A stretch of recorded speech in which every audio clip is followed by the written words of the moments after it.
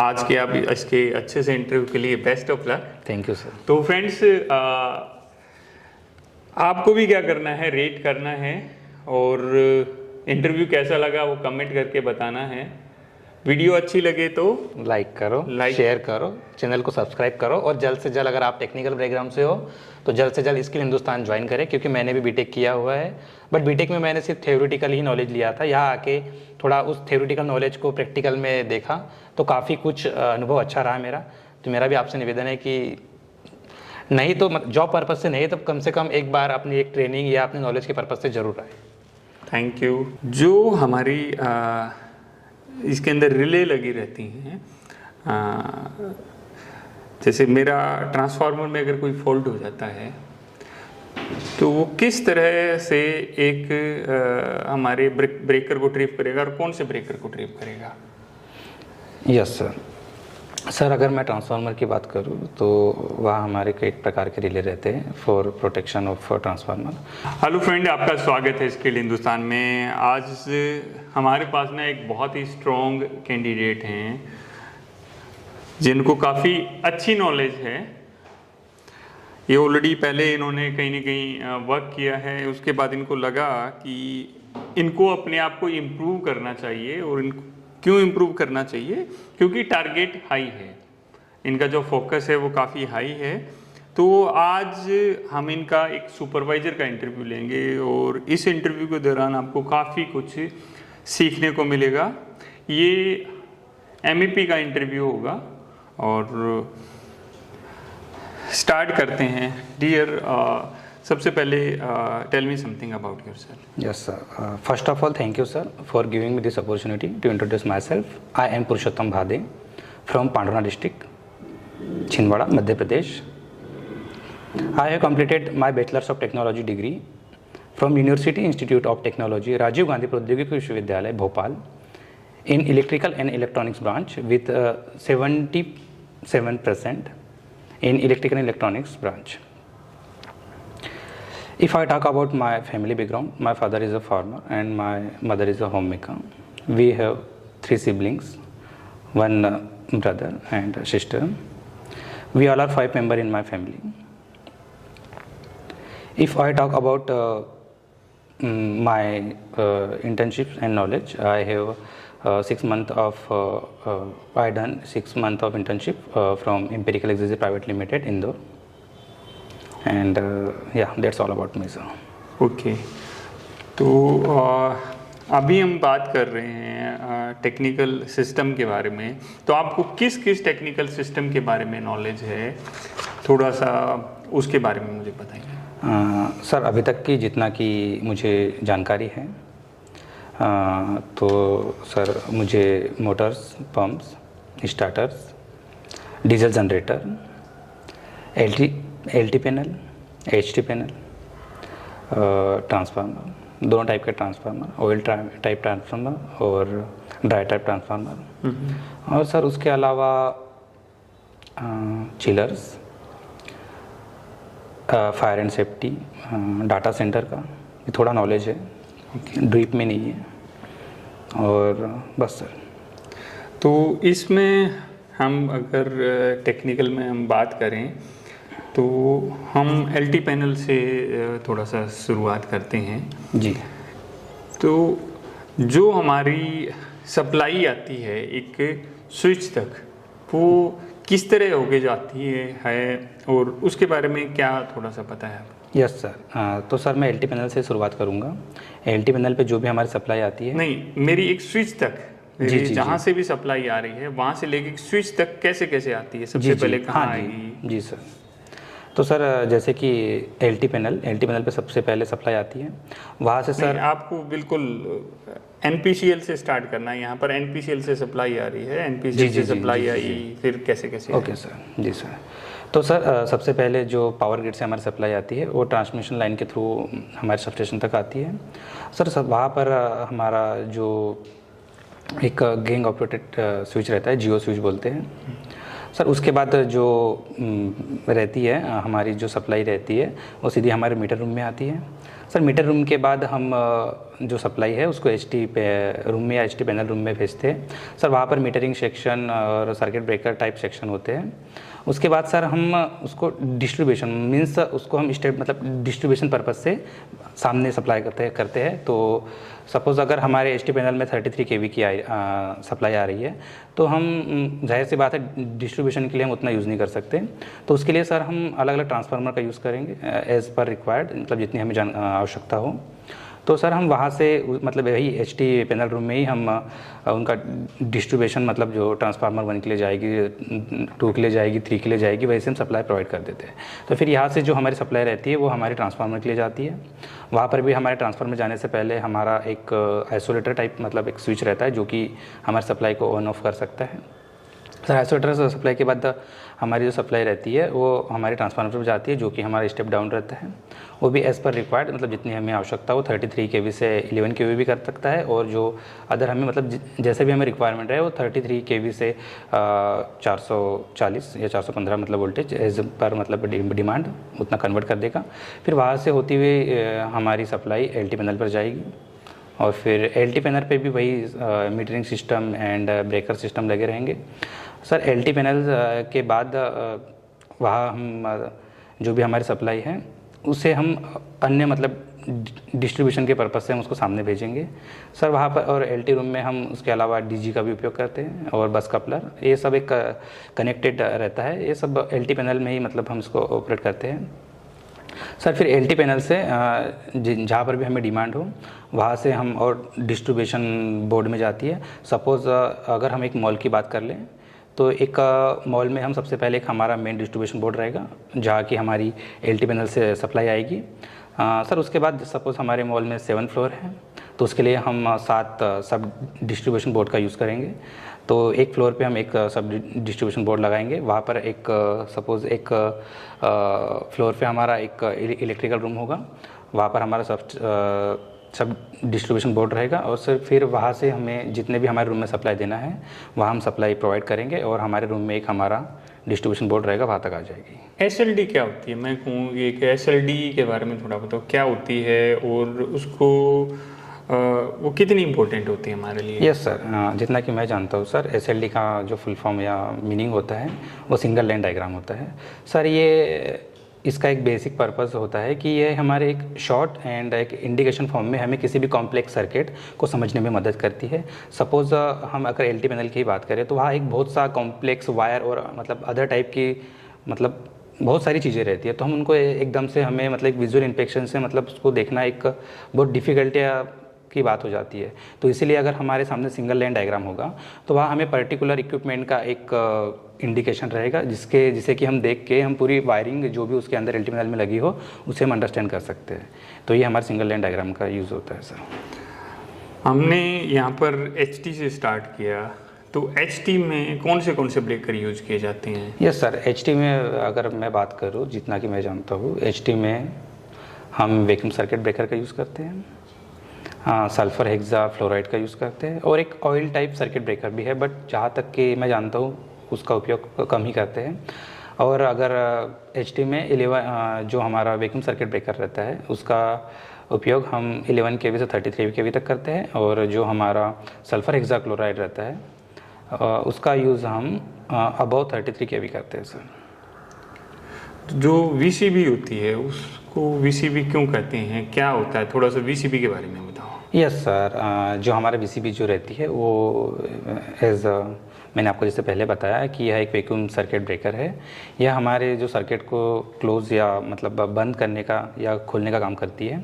तो सर इसमें जैसे भी जो भी हमारी प्रोसेस होती है ये हाई, जैसे कि मैंने पहले ही बताया कि ये 11 kV और 33 kV की रेंज के बीच में हम इसको लगाते हैं। तो सर उस टाइम पे हम जो हमारी ब्रेकिंग और मेकिंग जो कंडीशन रहती है उस टाइम पे एक बहुत ज़्यादा आर्क बोले या मतलब जैसे हम दो स्विच को जैसे अगर हम दोनों वायर को भी टच करते हो तो एक आर्क निकलती है। तो 11 kV और 33 kV एक मतलब बहुत हाई टेम्परेचर मतलब हाई वोल्टेज हो गया तो वहाँ आर्क की जो ये होगी मतलब बहुत ज़्यादा आर्क निकलेगी। तो हम उसी आर्क के मतलब प्रोटेक्शन के लिए हम वहाँ एक वैक्यूम एक ट्यूब के अंदर वैक्यूम रहता है, मतलब वैक्यूम जैसा अरेंजमेंट पूरा करते हैं। और सर जैसे वहाँ जैसे भी मेक और मतलब मेक इन और ब्रेकिंग करते हैं तो एक आग निकलती है, तो वो आग जनरेट ही नहीं हो पाती क्योंकि वहाँ वैक्यूम है सर, उसको ऑक्सीजन नहीं मिल पाती और वो बड़ा रूप नहीं ले पाती। तो एज अ सेफ्टी के लिए हम उसका यूज़ करते हैं सर। एक इसके अंदर कौन सी भाई ऑन ऑफ करने के लिए, या इसमें बेसिक पार्ट्स के बारे में बात करें तो क्या कुछ लगे रहते हैं? यस सर, अगर मैं वीसीबी के पार्ट की बात करूँ सर, तो इसमें बेसिकली एक शंट रिलीज़ होता है, एक क्लोज रिलीज़ होता है, और इसमें सर कुछ टाइप के रिलेस होते हैं। एक रहता है अपना ओवर करंट रिले, अर्थ फॉल्ट रिले, और इसमें सुपरविजन रिले भी रहता है सर। और इन सब की एक मॉनिटरिंग करने वाला एक मेन रिले, उसका एग्जैक्ट मुझे नाम याद नहीं आ रहा है। तो सर इतनी चीज़ रहती है। ओके। तो अगर मेरा एसीबी है उसको चार्ज करने की ज़रूरत क्यों पड़ती है, या एक वीसीबी है उसको चार्ज करने की ज़रूरत क्यों पड़ती है? हम कहते हैं उसको चार्ज कर रहे हैं, चार्ज करने के बाद ही वो ऑन होगा, तो चार्ज करने से क्या मतलब है? Yes sir. सर जैसा कि जो वीसीबी और एसीबी का जो काम होता है, उनका मेन जो काम होता है वो सर्किट ब्रेक करने का होता है। सर्किट ब्रेक सर इनका हम यूज़ वही कर मतलब इनका यूज़ करते हैं, तो वो थोड़ी मतलब जो वोल्टेज रहता है अपर वोल्टेज रहता है। तो इसमें जैसे कि आपने बताया कि स्प्रिंग को चार्ज करने की ज़रूरत क्यों पड़ती है, तो सर जैसे ये अगर हम सपोज़ कोई भी मतलब सर इसका एग्जैक्ट मुझे आंसर नहीं पता, मतलब थोड़ा भूल गया मैं। जी जी जी। देखो, कोई भी हमारा ब्रेकर होता है उसमें दो तरह के कॉन्टैक्ट होते हैं, एक फिक्स कॉन्टैक्ट होता है, एक मूविंग कॉन्टैक्ट होता है। जी सर। और अगर हमें जो कनेक्शन है उसको स्मूथ करना है, बेटर करना है, तो उसको में एक फोर्स की ज़रूरत रहती है जी। तो उस फोर्स को क्रिएट करने के लिए, अगर मेरा ये फिक्स कॉन्टैक्ट है, ये मूविंग कॉन्टैक्ट है, मैं इसको आराम से जाके इसके ऊपर लगा दूं, भाई ठीक है टच रहना, मैं तेरे तार से बांध दो इसको, तो क्या होगा, कहीं ना कहीं कनेक्शन गैप रहेगा। जी जी। तो और अभी मैं एक दूसरा मैकेनिज्म यूज करता हूँ। मैंने स्प्रिंग को चार्ज किया, स्प्रिंग को चार्ज करके मैंने जो मूविंग कॉन्टैक्ट है उसको पूरी पुश के, पूरी पावर के साथ में फिक्स के साथ लगा दिया, तो क्या होगा, वो स्पार्क बहुत कम हो जाएगा। और वो स्पार्क फिर क्या होता है, इसमें दो तरह के होते हैं, एक ओपनिंग होता है, ओपनिंग सर्किट होता है, क्लोजिंग सर्किट होता है। तो जो क्लोजिंग सर्किट होता है वो उसको मिला के रखता है और कंटिन्यू बना के रखता है। फिर मुझे उसको ऑफ करना है, तो फिर एक दूसरे स्प्रिंग रहते हैं, दो तरह के स्प्रिंग होते हैं, तो फिर वो उसको अलग करते हैं कि जो कनेक्ट होता है जब भी फोर्स से होता है, और जब डिस्कनेक्ट होता है तब भी फोर्स से होता है। और उस फोर्स के लिए हमें जो स्प्रिंग चार्ज करने की जरूरत पड़ती है। जी सर, मुझे ऐसा ही पता था, बट वो शब्दों का अरेंजमेंट नहीं कर पाया। जी जी, एक्सप्लेन करने में दिक्कत आ रही है। जो हमारी इसके अंदर रिले लगी रहती हैं, जैसे मेरा ट्रांसफार्मर में अगर कोई फॉल्ट हो जाता है तो वो किस तरह से एक हमारे ब्रेकर को ट्रिप करेगा, और कौन से ब्रेकर को ट्रिप करेगा? यस सर, अगर मैं ट्रांसफार्मर की बात करूँ तो वह हमारे कई प्रकार के रिले रहते हैं फॉर प्रोटेक्शन ऑफ ट्रांसफार्मर, जैसे कि बकुज रिले हो गया, एमओजी हो गया, पीआरबी हो गया, ओएसआर हो गया। ये सब जो रिले होते हैं वो हमारे ट्रांसफार्मर के प्रोटेक्शन के लिए लगे रहते हैं। अगर हमारे ट्रांसफार्मर में कोई भी एबनॉर्मल कंडीशन के कारण कोई भी मतलब एबनॉर्मल कंडीशन उत्पन्न होती है, तो ये जो भी हमारी रिले रहती है वो तुरंत हमारे पैनल पे एक मैसेज सेंड या कमांड सेंड कर देती है कि मतलब हमारा जो ट्रांसफार्मर है उसकी वर्किंग कंडीशन में कुछ एबनॉर्मल कंडीशन आ गई है, जिससे कि ये प्रॉपर वर्क नहीं करेगा। तो ये हमारे जो हमारा वीसीबी ब्रेकर रहेगा उसको ट्रिप कर देगा। ये जो हमारी मेन सप्लाई, जैसे जो भी सप्लाई हमारे प्राइमरी वाइंडिंग, अगर मैं चाहूँ कि मैं एसीबी को ट्रिप कर दूँ, मैं इससे रिले से एसीबी को ट्रिप की कमांड दे दूँ, तो उससे क्या फर्क पड़ेगा? सर वो तो डिपेंड कर सकते हैं हम उसको। जी नहीं सर, ऐसा हम नहीं कर सकते। अगर हम उसको अगर एसीबी को अगर हम ऑफ करते हैं तो इससे हमारे ट्रांसफार्मर की सप्लाई हमारे जो आगे जो भी मतलब सप्लाई गई है उसको तो प्रोटेक्ट कर देगी, बट हमारे ट्रांसफार्मर को प्रोटेक्शन नहीं प्रोवाइड कर पाएगी। अगर हम जो मतलब उससे पहले जो भी हमारी एलटी पैनल है प्राइमरी वाइंडिंग पे जो सप्लाई आ रही है अगर उसको ब्रेक करते हैं तो हमारे ट्रांसफार्मर में होने वाली एबनॉर्मल कंडीशन कम हो जाएगी, जिससे कि हम हमारे ट्रांसफार्मर को मतलब सेफ रख सकते हैं। अगर हम आप जैसे आप बोल रहे थे कि एसीबी को हम अगर बंद कर दें तो हमारा जो ट्रांसफार्मर है उसमें वो कंटिन्यू सप्लाई प्रोवाइड होती जाएगी और जो मतलब प्रोसेस अब नॉर्मल कंडीशन प्रोसेस मतलब वो कंटिन्यू थी वो कंटिन्यू ही रह पाएगी और इससे एक हार्मफुल मतलब सिचुएशन पैदा हो सकती है, खराब हो जाएगा सर। अभी हम ट्रांसफार्मर के ऊपर आ जाते हैं, तो बकोच रिले होती है उसके बारे में थोड़ा सा बताओ। यस सर, बकोच रिले जो होती है वो हमारा मेनली जो ट्रांसफार्मर उसको सेफ्टी प्रोवाइड करती है।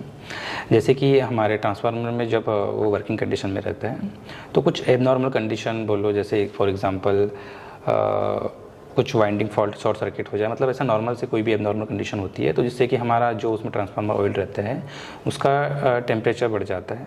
जाहिर सी बात है कि टेम्परेचर बढ़ता है तो प्रेशर भी बढ़ता है।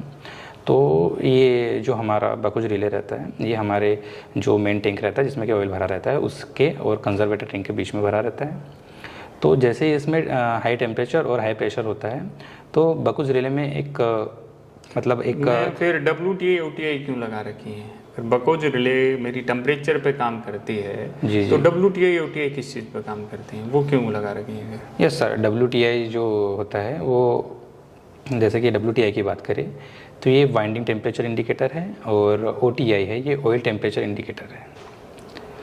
सर जैसे कि हमारा जो भी ट्रांसफार्मर वर्किंग कंडीशन पे है तो ये हमारे पैनल पे एक मैसेज मतलब जो भी कमांड है वो हमारे मैसेज मतलब कमांड दे देगी।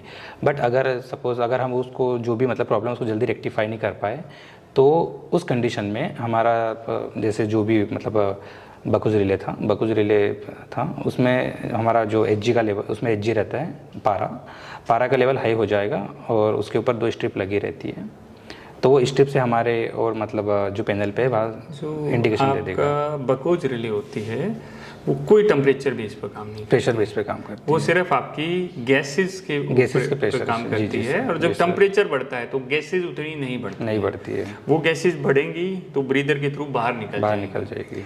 तो अगर ट्रांसफार्मर के अंदर वाइंडिंग में कोई फॉल्ट हो जाता है तो सिर्फ उसी कंडीशन में बकोच रिले एक्टिवेट हो जाएगा। और जो पारा आप कह रहे हैं ना, इसमें पारा गर्म नहीं होता है। पारा क्या होता है, लिक्विड फॉर्म में होता है।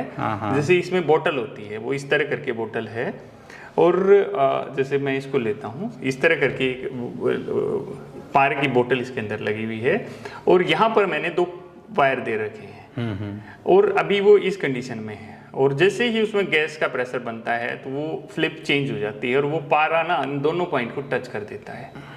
इन दोनों पॉइंट को टच करते ही एक पॉइंट NC हो जाता है और हमारे पैनल को कमांड दी जाती है। तो ये टेम्परेचर बेस पे नहीं करता है कोई भी, तो इसका टेम्परेचर से कोई लेना देना नहीं है। अगर हमारे ट्रांसफार्मर में कोई फॉल्ट होता है उसी कंडीशन में ये वर्क करेगा। एक MOG यूज करते हैं हम। MOG क्या होती है सर? MOG जो होती है यह मैग्नेटिक ऑयल गेज रहती है, यह हमारे कंजर्वेटर टैंक पर लगी रहती है। ये हमारी ऑयल की क्वांटिटी को शो करती है। सिर्फ ऑयल की क्वांटिटी के लिए तो हमने एक इसमें ऑयल गेज भी लगा के रखते हैं, लेवल एक इंडिकेटर लगा के रखते हैं। तो उसमें और इसमें क्या अंतर है? लेवल इंडिकेटर में और MOG में क्या डिफरेंस है सर? लेवल इंडिकेटर जो रहता है वो हमारे ऑयल का लेवल बताता है और जो MOG है सर इसका एग्जैक्ट मतलब है मुझे कुछ आइडिया, बट एग्जैक्ट आंसर नहीं बता सकता। क्या होता है कि जैसे ही देखो अगर आपके ट्रांसफार्मर का ऑयल खत्म हो जाए तो क्या होगा? ब्लास्ट होने की संभावना हो जाएगी सर। कैसे ब्लास्ट होगा? क्योंकि सर सब वर्किंग कंडीशन में ही रहेगा और जो भी हमारी वाइंडिंग प्राइमरी वाइंडिंग और सेकेंडरी वाइंडिंग है सर वो हम तो ट्रांसफार्मर का यूज़ ही मतलब हाई वोल्टेज के लिए करते हैं। तो उनमें जो मैग्नेटिक एक म्यूचुअल इंडक्शन के कारण जो फ्लक्स रहता है उसकी क्वांटिटी मतलब बहुत ज़्यादा हो जाएगी। एयर में तो कुछ होता है नहीं, एयर टाइप ट्रांसफार्मर होता है। यस सर, एयर सर वो जैसे उसका जो भी फ्लक्स रहेगा वो एयर में ही फैलेगा जिससे कि हर जगह मतलब वो कंडक्टर्स जैसा मतलब काम करने लगेगा वो हमारा। इस कंडीशन में ऐसा कुछ नहीं होगा। इस कंडीशन में मेरी जो वाइंडिंग है उसका टेम्परेचर कंटिन्यू बढ़ता रहेगा और एट लास्ट वो वाइंडिंग जल जाएगी क्योंकि ठंडा होने के लिए कोई चीज़ नहीं है उसके अंदर। जी सर। तो अगर आपका ऑयल का टेम्परेचर मतलब ऑयल ख़त्म हो जाए तो क्या होगा, वाइंडिंग का टेम्परेचर बढ़ना चालू हो जाएगा। वाइंडिंग का टेम्परेचर बढ़ेगा तो क्या होगा, वाइंडिंग जल जाएगी। ठीक है।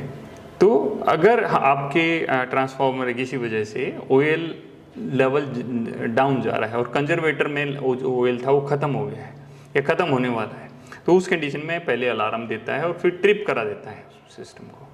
तो ये होता है अपना एमओजी का काम, न कि उसमें इंडिकेशन इंडिकेशन के लिए हमारा लेवल इंडिकेटर एक ग्लास का एक लगा रहता है, वो एज ए लेवल इंडिकेटर काम करता है। अगर अभी मैं बात करूं एलटी पैनल की, तो एलटी पैनल में क्या क्या सेफ्टियाँ होती हैं? यस सर, अगर मैं एलटी पैनल की बात करूं तो सर इसकी जो सेफ्टी होती है इनमें सबसे पहले सर होती है under voltage release, shunt release, closing release, and इसके बाद सर हमारी कुछ रिले लगी रहती है। यूवी होती है, अंडर वोल्टेज होती है, उसका क्या काम क्या होता है? सर अंडर वोल्टेज का काम यह होता है कि एक जो हमारा रेटेड वोल्टेज या जो भी हमारा एक क्रिटिकल पॉइंट है वोल्टेज का, उससे कम जाने पर हमारे सप्लाई को ट्रिप कर देती है। जी सर। और इसके अलावा सर इसमें एक माइक्रोलॉजिकल कंट्रोलर होता है जिसमें कि हमारी 4 टाइप्स के रिले लगे रहते हैं। एक का रहता है इंस्टेंटेनियस करंट रिले, एक रहता है ओवरलोड करंट रिले, एक रहता है शॉर्ट सर्किट करंट रिले, और एक रहता है अर्थ फॉल्ट रिले। जो मेरा ब्रेकर है, एसीबी है, ऑन नहीं हो रहा है, क्या प्रॉब्लम हो सकती है? सर इसका एक सिंपली आंसर तो ये होगा कि एसीबी ऑन नहीं हो रही है तो एक नॉर्मल अगर एज मतलब कि हमारी स्प्रिंग चार्ज नहीं होगी। दूसरा, अगर एसीबी ऑन नहीं हो रही है तो इसका मतलब ये है कि हमारा जो सेंटर रिलीज़ है उसने कमांड दे रखी होगी। मतलब कोई भी एक नॉर्मल कंडीशन हमारे एलटी पैनल में उत्पन्न हुई होगी, इसलिए हमारा जो एसीबी है वो काम नहीं कर रहा है। इसमें जो ज़्यादा प्रॉब्लम होती है एसीबी ऑन न होने की, उसका मैकेनिज्म में कुछ स्टक हो जाना या कुछ टूट जाना, या आपकी जो अंडर वोल्टेज रिले है, भाई आपको वोल्टेज नहीं मिल रही है प्रॉपरली, या किसी वजह से जो जहाँ से अंडर वोल्टेज को सप्लाई मिल रही है, जब तक अंडर वोल्टेज को सप्लाई मिलती रहेगी एसीबी ऑन रहेगा जी। जैसे इसकी सप्लाई कट होती ही एसीबी हमारा बंद हो जाता है। तो जो प्राइमरी कंडीशन होती है स्टार्टिंग में जब एसीबी ऑन होती है, अगर आपकी यूवी एनर्जाइज नहीं है, यूवी एनर्जाइज कैसे होगी, हमारी जो पीछे से सप्लाई मिलेगी कंट्रोलिंग की उसको जी। अगर वो जो सप्लाई है वो वोल्टेज कम है पीछे से, तो उस कंडीशन में भी हमारा ब्रेकर ऑन नहीं होगा। तो सर ये सब जो सिचुएशन है ये एबनॉर्मल कंडीशन में ही आएगी ना? एबनॉर्मल कंडीशन ऐसा सिंपली। इसमें हम अपनी क्या कर सकते हैं, अगर इस तरह की कंडीशन आ जाए तो हम अपनी जो यूवी की सप्लाई को चेक कर सकते हैं, और जो मेन कंट्रोलिंग होता है, कंट्रोलिंग बॉक्स होता है, वहाँ थोड़ा देख सकते हैं कि कोई एमसीबी वगैरह ट्रिप तो नहीं है। मेरा जो ट्रांसफार्मर होता है उसमें कितनी सेफ्टियाँ लगी रहती हैं? सर ट्रांसफार्मर में कई प्रकार की सेफ्टी लगी रहती है। अगर मैं उनकी सेफ्टियों की बात करूँ तो सबसे पहले winding temperature indicator, oil temperature indicator, Buchholz relay, MOG, PRV, OSR, and और सर होती है इसमें कुछ ऑक्सिलरी सेफ्टी, एक्सपेंशन वेंट रहता है और एक सर ब्रीदर रहता है बस। मेरा डीजल जनरेटर स्टार्ट नहीं हो रहा है, क्या प्रॉब्लम हो सकती है? सर डीजल जनरेटर स्टार्ट न होने की कई सारी प्रॉब्लम रह सकती है। अगर हमारा डीजल जनरेटर स्टार्ट नहीं हो रहा तो सबसे पहले तो मैं जो हमारा मेन ECU रहता है, मतलब जो हमारा बोर्ड पैनल रहता है, उस पर जाके देखूंगा कि मतलब कौन सी प्रॉब्लम है, उसके बाद हम रेक्टिफाई करेंगे उस प्रॉब्लम। इसमें सर कई प्रकार की प्रॉब्लम आ सकती है, जैसे कि हमारा कूलेंट लेवल बराबर काम नहीं कर, मतलब कूलेंट लेवल बराबर मतलब कम हो, या तो फ्यूल कम हो, या तो लो ल्यूब ऑयल प्रेशर हो, या तो हमारे कूलिंग टावर बराबर वर्क न कर रहा हो, या तो हमारे जो एयर फिल्टर है वो ब्लॉक हो गया हो। देखो अगर हमारा डीजी ऑन नहीं हो रहा है, बिल्कुल बेसिक से हैं, डीजल खत्म हो गया। डीजल खत्म हो गया, कम नहीं, डीजल खत्म डीजल हो खत्म गया। हो गया, मेरी बैटरी डिस्चार्ज हो गई, मेरा सेल्फ में प्रॉब्लम में है, problem मेरा जो कनेक्शन है, बैटरी कनेक्शन है वो लूज है। लूज है। तो इस तरह में ये अगर इस तरह आंसर करेंगे तो that will be correct answer, right answer. जी सर। तो जो एक अपना डीजी है, डीजी इम्पोर्टेंट मीटिंग चल रही है आपकी, और आपके बॉस ने बोला भाई डीजी चला लो, बिल्कुल फ्लक्चुएशन नहीं होना। आपने डीजी चला दिया मीटिंग स्टार्ट होने से पहले, बट अचानक क्या हुआ, एक अलार्म बजा। अलार्म आपने जाके देखा, हाई पावर टेम्परेचर का अलार्म था। आपका जो डीजी है वो है वाटर कूल्ड, तो उस कंडीशन में आप कैसे रिएक्ट करेंगे? सर हाई वाटर टेम्परेचर का अलार्म आएगा सर, उस कंडीशन में सबसे पहले मैं अपने कलीग्स या जो भी साथ में रहेगा उसको मैं मतलब जल्द से जल्द कूलिंग टावर पर मतलब ऊपर भेजूँगा कि वो देखे वहाँ टैंक का लेवल या कोई वाल्व मतलब किसी ने बंद कर दिया हो, या जो उसका जो टैंक आप अकेले हैं वहाँ पर, कलीग नहीं है? जी, हाई वाटर टेम्परेचर। तो सर इस कंडीशन में तो मैं सबसे पहले जो मेरी प्रोसेस रहेगी, सबसे पहले मैं जो अनवांटेड लोड या मैं कह सकूँ जहाँ इतनी इमरजेंसी नहीं है वो लोड को मैं कम कर दूंगा, जिससे कि जो भी हमारी जो मतलब हाई वाटर टेम्परेचर की जो ये आ रही थी वो थोड़ी उसमें थोड़ा रिलीफ मिल सके, जिससे कि मुझे भी मतलब जो आगे के ऑपरेशंस है उसके लिए मैं थोड़ा टाइम मिल सके। तो सबसे पहले मैं तो वो जो अनवांटेड लोड या जिनका मतलब उतना इमरजेंसी काम नहीं है उनको मैं ऑफ़ करूँगा, और उसके बाद जो भी आगे की प्रोसेस है वाटर चेक करना वो मैं करूँगा सर। चिलर के बारे में अगर हम बात करें तो चिलर के अंदर कितनी साइकिल्स होती हैं? सर चिलर के अंदर बेसिकली जितना कि मैं जानता हूँ 4 प्रकार की साइकिल होती है। सबसे पहले तो सर जो साइकिल होती है वो होती है रेफ्रिजरेंट साइकिल, दूसरी होती है सर चिल्ड वाटर साइकिल, तीसरी होती है हमारी कंडेंसर वाटर साइकिल, और चौथी होती है हमारी एयर साइकिल। जी सर। तो जो हमारी रेफ्रिजरेंट साइकिल होती है उसमें क्या कुछ चीज़ें आती हैं? यस सर, रेफ्रिजरेंट साइकिल होती है, इसमें यह हमारी चिलर में ही होती है सर। सबसे पहले इसमें एक ई ऑपरेटर रहता है, ई ऑपरेटर में हमारी गैस चार्ज करती है। उसके बाद एक कंप्रेसर लगा रहता है, कंप्रेसर में एक सक्शन एल्बो रहता है जो कि हमारी गैस को मतलब अंदर खींचता है। कंप्रेसर चैम्बर में हमारी गैस को मतलब प्रेशराइज किया जाता है, कंप्रेस किया जाता है। कंप्रेस करने के बाद सर इसको हम कंडेंसर चैम्बर में भेजते हैं, जहाँ की हमारा कंडेंसर में वाटर सर्कुलेशन रहता है, जो कि हमारे रेफ्रिजरेंट को मतलब उसकी हीट एक्सचेंज का काम करता है। जो भी हमारे रेफ्रिजरेंट रहा उसका मतलब जो भी हमने कंप्रेसर चैम्बर में प्रेशर बढ़ाया, जिससे कि प्रेशर बढ़ने से हमारा टेम्परेचर भी बढ़ जाता है, जिसको टेम्परेचर को कम करने का काम करता है। उसके बाद टेम्परेचर कम करने के बाद हमारे कंडेंसर चैम्बर से हमारे एक्सपेंशन वाल्व में आता है। अगर हम चिलर की सेफ्टियों के बारे में बात करें तो क्या कुछ होती हैं?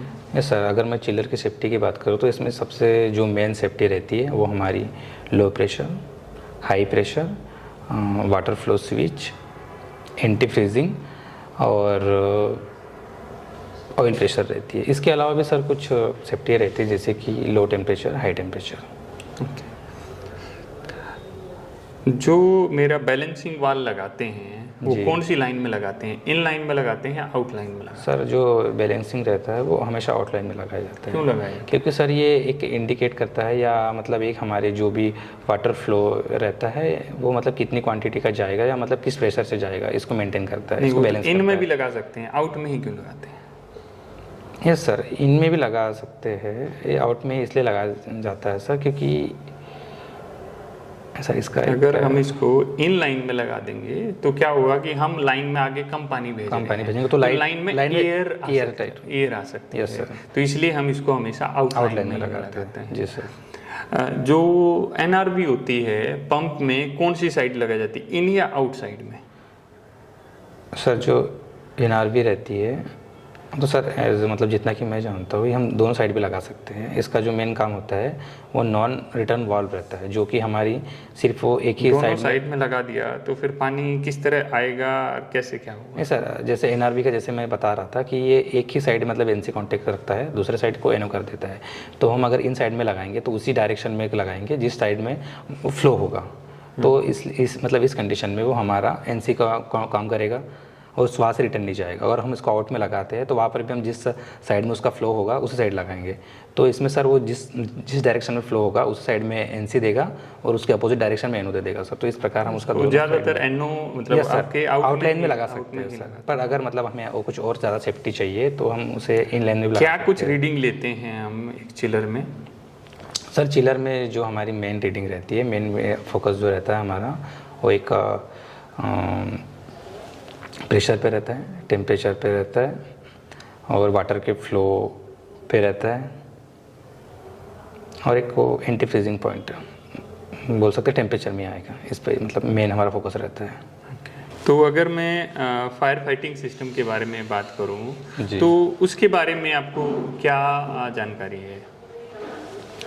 सर अगर मैं फायर फाइटिंग सिस्टम की बात करूं तो इसमें जो भी हमारा मेन जो वर्क रहता है वो फायर से सेफ्टी दिलाने के लिए रहता है। सपोज़ सर हमारे पास मतलब जैसे कि ये रूम है, इसमें हम मतलब फायर से सेफ्टी के लिए हमारे पास सबसे पहले तो फायर एक्सटिंग्विशर एक इक्विपमेंट रहता ही है। उसके अलावा सर हमारे पास हमारे रूम में हम एक स्मोक डिटेक्टर और एक जो सप्लाई, जैसे कि इस रूम में सप्लाई यही है सर, वो स्प्रिंकलर इसका हम यूज़ कर सकते हैं। तो स्मोक डिटेक्टर कैसे काम करता है? यस सर, स्मोक डिटेक्टर का जो वर्क रहता है सर, इसका जो मतलब जो रूम में फायर लगती है, फायर से जो धुआं उठता है तो इसमें डिटेक्टर उसको डिटेक्ट कर लेता है और हमारे जो पैनल रहता है उस पर शो कर देता है, अलार्म शो कर देता है कि भाई इस पर्टिकुलर रूम में स्मोक या जो भी फायर मतलब लगी हुई है। तो हम तुरंत वहाँ आके मतलब ऑपरेशन कर सकते हैं। स्प्रिंकलर किस तरह आग को बुझाता है? यस सर, स्प्रिंकल का जो मतलब रहता है ये टेम्परेचर पे डिपेंड करता है। ये मतलब एक अलग अलग टेम्परेचर रेंज में आता है। सपोज़ अगर हमारे रूम मतलब इसको हम अलग अलग इंडिकेशन, एक जो बात करूँ मैं इसके टाइप के बारे में, तो एक ग्रीन मतलब एक ऑरेंज होता है, रेड टाइप का भी होता है, ब्लू का होता है, येलो होता है और पर्पल। ये मतलब एक इसके एक टेम्परेचर की रेंज होती है जिसके हिसाब से हम मतलब इसको यूज़ करते हैं। अगर मैं इस रूम की बात करूँ तो इस रूम में हमने रेड कलर का जो होगा स्प्रिंकल वो लगाया होगा, क्योंकि सर एक जो इंडिकेशन मतलब जो उनकी एक रेटेड वैल्यू होती है, तो जो रेड कलर का स्प्रिंकल रहता है वो 68 डिग्री सेल्सियस तक मतलब वर्क करता है। तो अगर इस रूम का टेम्परेचर 68 डिग्री सेल्सियस के अगर ऊपर जाने लगता है तो जो हमारा जो मैंने बताया था, जैसे कि जो रेड एक बॉटल रहती है उसके अंदर जो एक केमिकल रहता है तो उसके अंदर प्रेशर बढ़ने लगता है, जिससे कि वो ओपन होके हमारा स्प्रिंकल को ऑन कर देता है और स्प्रिंकल जो हमारा बढ़ा हुआ टेम्परेचर रहता है उसको घटाने की कोशिश करता है। तो स्प्रिंकलर हैं, कितनी तरह के स्प्रिंकलर यूज किए जाते हैं? हाँ सर, जो स्प्रिंकलर रहते हैं इसके बारे में मुझे थोड़ा मतलब उतना पता नहीं है कंफर्म। तो फ्रेंड, जो आपका आज इंटरव्यू हुआ है वो लोअर काफ़ी अच्छा है जी। और जो लोग देख रहे हैं भाई, आपको भी क्या करना है ना कि 100 में से इसको रेट करना है कि आप कितना रेट करना चाहेंगे। मैं इसको 85 to 90 तक मैं रेट करता हूँ, जो कि एक अच्छा स्कोर है और ये सिलेक्शन का स्कोर होता है जी। अगर 100% है, आप सुपरवाइज़र के इंटरव्यू के लिए आए हैं, आपने 100% या 110 उसको दे दिया है, तो उसका मतलब है कि आप इस पोजीशन के लायक नहीं हैं। मैं सोचूंगा भाई मेरे पास इंजीनियर की कोई ओपनिंग है तो मैं वहाँ पर आपको ऐड ऑन करूँ। जी सर। तो अभी आपको एज ए कुछ दिन के लिए एज ए सुपरवाइज़र ही वर्क करना है और अपने आप ही फिर आप जहाँ पर वर्क कर रहे हैं वही आपको एज ए इंजीनियर बहुत जल्दी आपको कॉल अप कर लेगा। जी सर।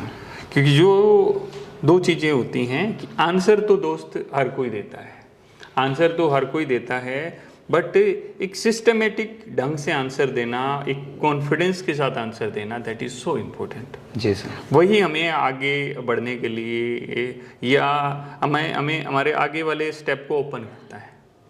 तो दैट इज़ सो गुड कि आपके अंदर कॉन्फिडेंस काफ़ी अच्छा है। जी सर। और जो आंसर दिए वो भी काफ़ी सिस्टमेटिक और जो स्टेप होते हैं उसी स्टेप्स के हिसाब से आपने दिए। जी सर। इसमें थोड़ा सा जो 15% है या 25% और इम्प्रूवमेंट कर देंगे तो समझो कि आप सीधे इंजीनियर लेवल पे इंटरव्यू क्रैक कर सकते हैं। जी सर। तो आज के आप इसके अच्छे से इंटरव्यू के लिए best of luck. Thank you sir. तो फ्रेंड्स, आपको भी क्या करना है, रेट करना है और इंटरव्यू कैसा लगा वो कमेंट करके बताना है। वीडियो अच्छी लगे तो लाइक करो, लाइक शेयर करो, चैनल को सब्सक्राइब करो और जल्द से जल्द अगर आप टेक्निकल बैकग्राउंड से हो तो जल्द से जल्द स्किल हिंदुस्तान ज्वाइन करें, क्योंकि मैंने भी बीटेक किया हुआ है।